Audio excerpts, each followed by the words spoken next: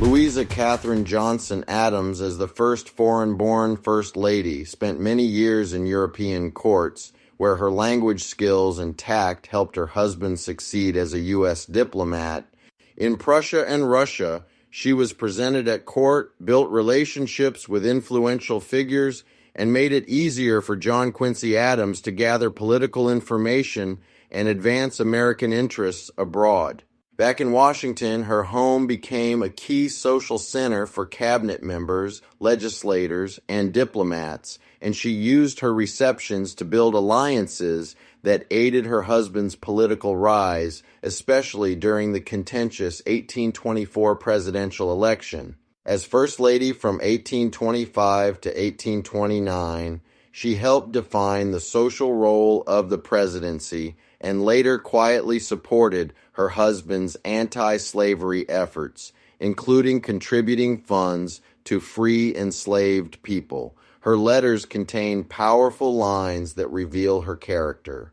Late in life, she rejected the idea of being just her husband's echo, writing that when he married her, he made a great mistake if he thought I only intended to play an echo, asserting her independent mind. In an 1838 letter on creation, she wrote that when God breathed the breath of life into the nostrils of the creatures of his hand, that breath was an emanation of his own nature, and she asked how that divine principle could differ between men and women if both share the same hope of immortality. That thought shows how she used faith to defend women's equality before God. In the 1830s, she turned more often to Scripture, using the creation story and the virtuous woman passages to argue that God did not design women as naturally inferior.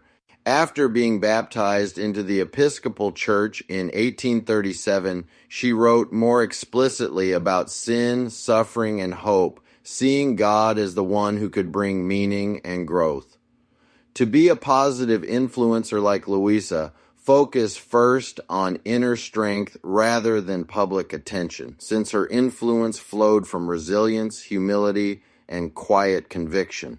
Develop your mind and conscience through reflection and learning so that your influence rests on character, not circumstances. Use relationships as service through conversation, hospitality, and encouragement to help others do what is right, as she did in diplomatic and political circles. Stay faithful in difficult or unnoticed duties, as she did despite disliking much of political life, trusting that steady integrity shapes people over time. Finally, see each person as bearing God's image and worth. That mix of moral clarity and genuine care is what made Louisa Catherine Johnson Adams a quiet but powerful force in the early United States.